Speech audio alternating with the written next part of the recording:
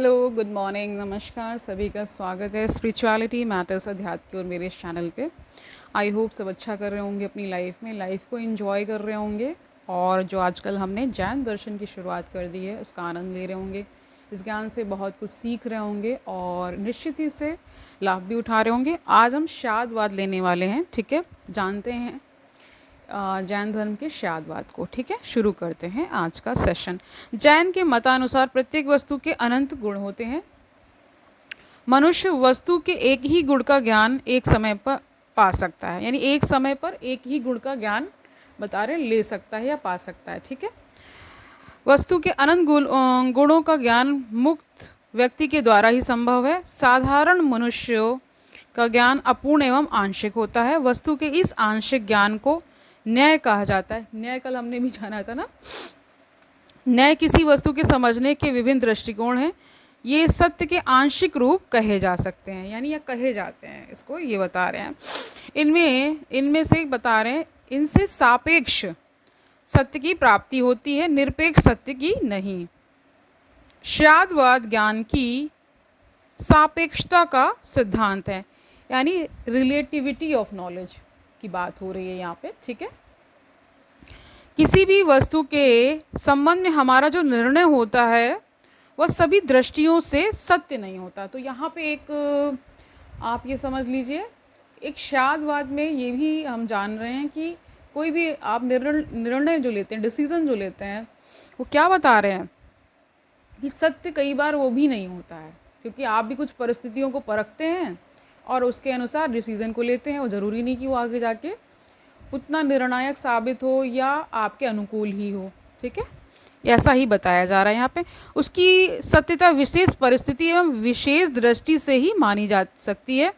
लोगों के बीच मतभेद रहने का कारण यह है कि वह अपने विचारों को नितांत सत्य मानने लगते हैं तथा दूसरे के विचारों की उपेक्षा करते हैं, यानी उनको इग्नोर करते हैं, उनके विचारों को। इसे पूर्ण रूप से समझने के लिए जैनों ने हाथी और 6 अंधों का दृष्टांत दिया है। 6 अंधे हाथी के आकार का ज्ञान जानने के उद्देश्य से हाथी के अंगों का स्पर्श करते हैं। जो अंधा अपने हाथों का हाथी के शरीर के जिस भाग पर रखता है वह उसी भाग को पूरा हाथी समझ लेता है। तो ये हमारे साथ भी होता ही होता है, ठीक है। जो अंधा हाथी के पैर को पकड़ता है वह क्या समझता है? खंबे जैसा समझता है। जो हाथी के सूंड को स्पर्श करता है वह हाथी को अजगर जैसा बतलाता है। जो हाथी के पूंछ को छूता है वह हाथी को रस्सी जैसा बतलाता है। जो हाथी के पेट को छूता है वह हाथी को दीवार जैसा बतलाता है। जो मस्तक को छूता है वह हाथी को छाती के समान बतलाता है। जो हाथी के कान को छूता है वह हाथी को पंखे जैसा बतलाता है। प्रत्येक अंधा सोचता है कि उसी का ज्ञान सब कुछ है। ये हमें भी हम सभी को भी ऐसा भ्रम होता है कि हमें ही ज़्यादा आता है या हमें ही सब कुछ आता है या हमारा ही ज्ञान सबसे उत्तम है। इस प्रकार के भ्रम में हम सभी रहते हैं, ठीक है। तो यही बता रहे, प्रत्येक अंधा सोचता है कि उसी का ज्ञान सब कुछ है। शेष गलत है। सभी अंधों के ज्ञान गलत हैं, क्योंकि सबों ने हाथी के एक एक अंग को स्पर्श किया है।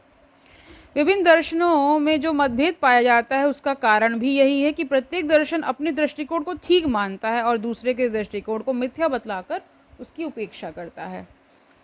यदि प्रत्येक दर्शन में यह सोचा जाता कि उसका मत किसी दृष्टि विशेष पर निर्भर है तो दार्शनिक विचार में मतभेद होने की संभावना नहीं रहती।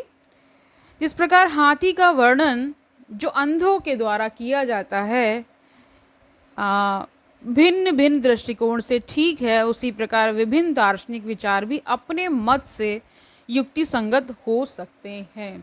तो यहाँ स्पष्ट ये बता दिया गया है कि हम सभी भी क्या करते हैं। मान लीजिए किसी एक दर्शन की ही बात कर लें तो वो किसी एक विशिष्ट बात की ओर इंगित करता है ना, बाकी वो वस्तुओं या विचारों को नहीं उतना इम्पोर्टेंस देते हैं। इसीलिए कहते हैं कि एक निश्चित दृष्टिकोण से तो ठीक हो सकता है, लेकिन वो पूर्णतः सत्य नहीं है। ठीक है, इसी कारण जैन दर्शन में प्रत्येक नए के आरंभ में स्यात् शब्द जोड़ देने का निर्देश किया गया है। उदाहरण स्वरूप यदि हम देखते हैं कि टेबल लाल है, तो हमें कहना चाहिए कि स्यात् टेबल लाल है। ठीक है, यदि कहा जाए कि टेबल लाल है, तो उससे अनेक प्रकार की भ्रांतियां उपस्थित हो सकती हैं। यदि अंधे हाथी के स्वरूप की व्याख्या करते समय स्यात् शब्द का प्रयोग करते, अर्थात कहते कि स्यात् हाथी खंबे के समान होता है, तो उनका मत दोष रहित माना जाता। ऐसी परिस्थिति में सभी अंधों की बातें अपने अपने ढंग से ठीक होती तथा पूर्ण दृष्टि से अयथार्थ होती। इसे ही स्याद्वाद कहा जाता है। अर्थात तो यहाँ पे आप समझ गए ना, स्याद्वाद किसे कहा जाता है। अतः स्याद्वाद वह सिद्धांत है जो मानता है कि मनुष्य का ज्ञान एकांगी तथा आंशिक है। इसी आधार पर जैन दर्शन में परामर्श 7 प्रकार के माने गए हैं। तर्कशास्त्र में परामर्शों के 2 भेद माने जाते हैं, भावात्मक और निषेधात्मक। तर्कशास्त्र की दृष्टि से भावात्मक वाक्य का उदाहरण है अ ब न, निषेधात्मक वाक्य का उदाहरण है आ ब नहीं है। यानी आ ब है, ये क्या हो गया, भावात्मक, और आ ब नहीं है, ये निषेधात्मक हो गया। ठीक है, परंतु जैन इस वर्गीकरण से कुछ संशोधन करते हैं। ठीक है, वे संशोधन यह करते हैं कि इन दोनों उदाहरणों में शाद शब्द जोड़ देते हैं। अब इन 2 वाक्यों का रूप होगा शाद आब है, और क्या बताया, शाद आब नहीं है। आब का मतलब यहाँ पे समझ लीजिए कि किसी व्यक्ति या किसी वस्तु को बोल रहे हैं ना, कोई भी वस्तु ABCD हो सकती है ना, वैसा समझ लीजिए। ओके, जैन दर्शन के 7 प्रकार के परामर्श के अंतर्गत ये 2 परामर्श भी निहित हैं। जैन दर्शन के इस वर्गीकरण को सप्त भंगी नय कहा जाता है। अब सप्त भंगी नय की चर्चा विस्तार पूर्वक की जाएगी। अब देख लीजिए इसे। स्यात् अस्ति, यह प्रथम परामर्श है। उदाहरण स्वरूप यह, यदि यह कहा जाए कि स्यात् दीवार लाल है, तो इसका अर्थ यह होगा कि किसी विशेष देश काल और प्रसंग में दीवार लाल है, या भावात्मक वाक्य है। दूसरा इन्होंने बताया स्यात् नास्ति, यह अभावात्मक परामर्श है। टेबल के संबंध में अभावात्मक परामर्श इस प्रकार होना चाहिए, जैसे बता रहे हैं स्यात् टेबल इस कोठरी के अंदर नहीं है, इसका यह अर्थ नहीं है कि इस कोठरी में कोई टेबल नहीं है।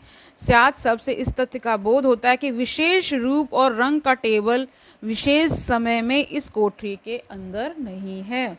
तो ये उदाहरण के माध्यम से समझा रहे हैं।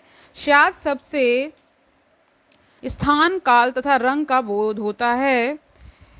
समझ पा रहे हैं। स्यात् शब्द से यह बोध होता है कि जिस टेबल के संबंध में परामर्श हुआ है, वह टेबल इस कोठरी में मौजूद नहीं है। तीसरा इन्होंने बताया स्यात् अस्ति च नास्ति च, यानी दोनों इसमें है भी और नहीं भी आ गए। ठीक है, तो पहले बताया था है, फिर बताया नहीं है, अब तीसरे में बता रहे हैं है भी और नहीं भी। ठीक है, वस्तु की सत्ता एक अन्य दृष्टिकोण कह रहे वस्तु की सत्ता एक अन्य दृष्टिकोण से हो सकता है और नहीं भी हो सकती, यानी हो सकती है होना चाहिए, हो सकती है और नहीं भी हो सकती है। घड़े के उदाहरण में घड़ा लाल भी हो सकता है और नहीं भी लाल हो सकता है। ऐसी परिस्थिति में स्यात् है और स्यात् नहीं है का ही प्रयोग हो सकता है। चौथा बताया स्यात् अवक्तव्यम, यानी कि अवक्तव्यम का मतलब है कि डिस्क्राइब नहीं कर पा रहे हैं, ऐसी स्थिति जहाँ पे डिस्क्राइब नहीं कर पा रहे हैं। ठीक है, यदि किसी परामर्श में परस्पर विरोधी गुणों के संबंध में एक साथ विचार करना हो, तो उसके विषय में स्यात् अवक्तव्यम का प्रयोग होता है। लाल टेबल के संबंध में कभी ऐसा भी हो सकता है जब उसके बारे में निश्चित रूप से नहीं कहा जा सकता कि वह लाल है या काला। टेबल के इस रंग की व्याख्या के लिए स्यात् अवक्तव्यम का प्रयोग वांछनीय है। यह चौथा परामर्श है। जैनों का चौथा परामर्श महत्वपूर्ण जचता है। सभी प्रश्नों का उत्तर भावात्मक या निषेधात्मक रूप में प्रस्तुत करना वांछनीय नहीं है। कुछ ऐसे प्रश्न होते हैं जिनके संबंध में मौन रहना, क्या बता रहे हैं, जिनके संबंध में मौन रहना या यह कहना कि वे अवक्तव्य हैं प्रशंसनीय है। जैनों का कह रहे चौथा परामर्श इस बात का सबूत है कि ये विरोध यानी कंट्राडिक्शन की बात हो रही है को एक दोष के रूप में स्वीकारते हैं, इसलिए वे मौन रहने का आदेश देते हैं। इस प्रकार जैनों का चौथा परामर्श तार्किक दृष्टि से महत्वपूर्ण प्रतीत होता है। पांचवा, स्यात् अस्ति च अवक्तव्यम। तो इसका मतलब है और कहने का मतलब है भी और डिस्क्राइब भी नहीं कर पा रहे हैं। ठीक है, वस्तु एक ही समय में हो सकती है और फिर भी अवक्तव्यम रह सकती है, यानी व्यक्त नहीं है। ओके, ठीक है। किसी विशेष दृष्टि से कलम को लाल कहा जा सकता है, परंतु जब दृष्टि का स्पष्ट संकेत ना हो तो कलम के रंग का वर्णन असंभव हो जाता है। अतः कलम लाल और अवक्तव्यम है। यह परामर्श पहले और चौथे को जोड़ने से प्राप्त होता है। छठा बताया, स्यात् नास्ति च अवक्तव्यम। ठीक है, तो इस दूसरे और चौथे परामर्श को मिला देने से छठे परामर्श की प्राप्ति हो जाती है। किसी विशेष दृष्टिकोण से और किसी वस्तु के विषय में नहीं है कह सकते हैं, परंतु दृष्टि स्पष्ट होने पर कुछ भी नहीं कहा जा सकता। अतः कलम लाल नहीं है और अवक्तव्यम भी है। सातवां बताया, स्यात् अस्ति च नास्ति च अवक्तव्यम। तो यहाँ क्या बता रहे हैं, इसके अनुसार एक दृष्टि से कलम लाल है, दूसरी दृष्टि से लाल नहीं है, और जब दृष्टिकोण अस्पष्ट हो तो अवक्तव्यम है। यह परामर्श तीसरे और चौथे को जोड़कर बनाया गया है।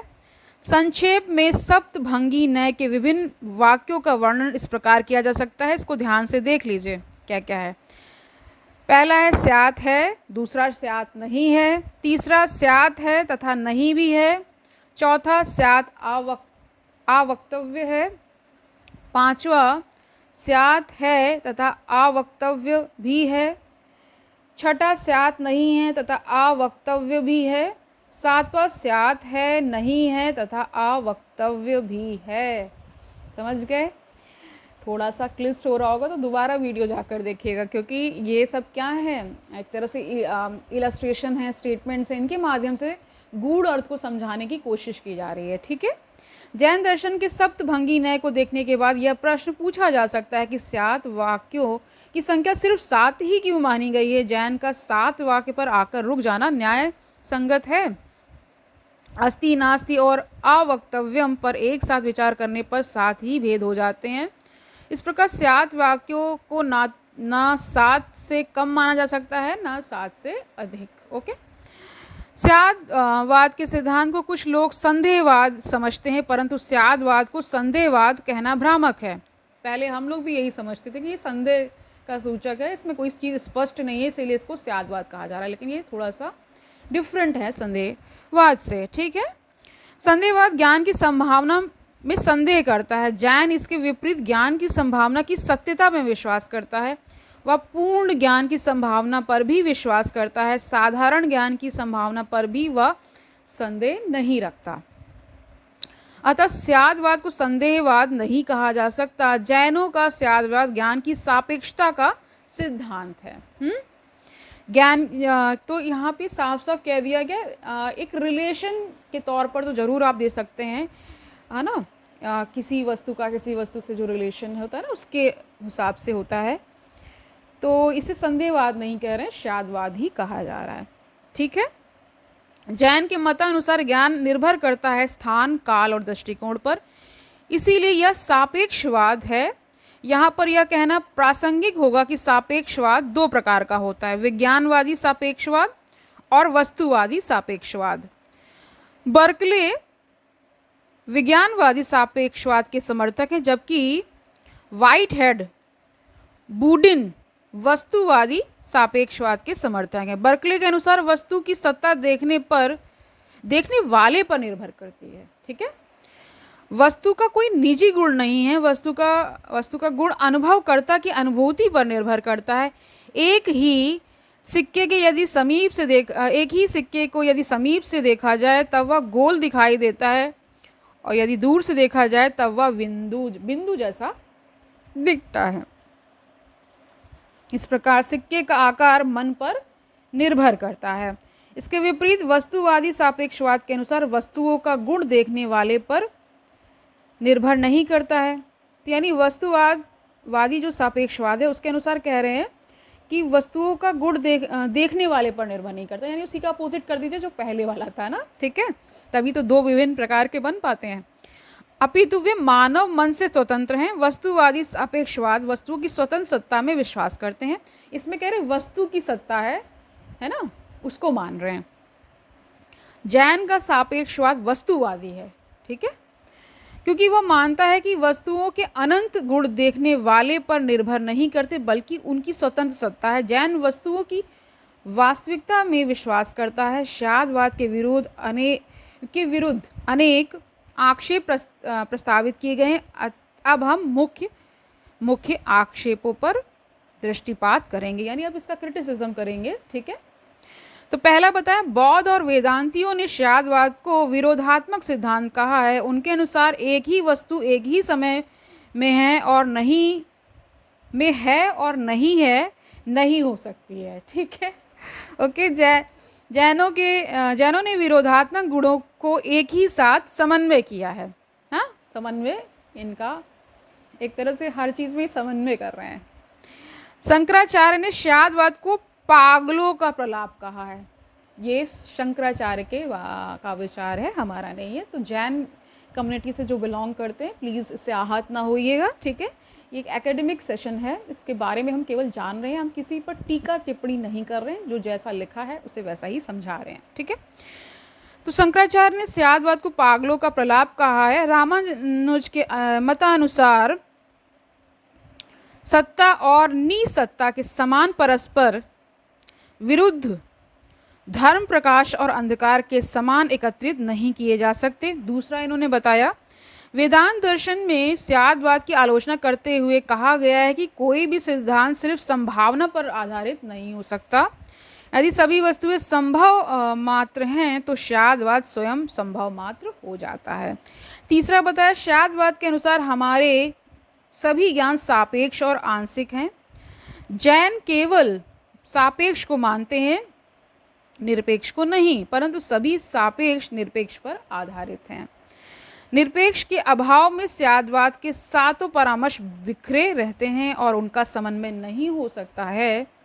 शादवाद का सिद्धांत शादवाद के लिए घातक है। अब इसको ही इन्होंने इसके लिए घातक बता दिया। ठीक है, चौथा बताया, जैन शादवाद का खंडन स्वयं करते हैं। शादवाद की मीमांसा करते समय वे शादवाद को भूलकर अपने ही मत को एकमात्र सत्य घोषित करते हैं। इस प्रकार शादवाद का पालन वे स्वयं नहीं कर पाते। पांचवा, शादवाद के 7 परामर्शों में बाद के 3 परामर्श पहले 4 को केवल दोहराने का प्रयास है।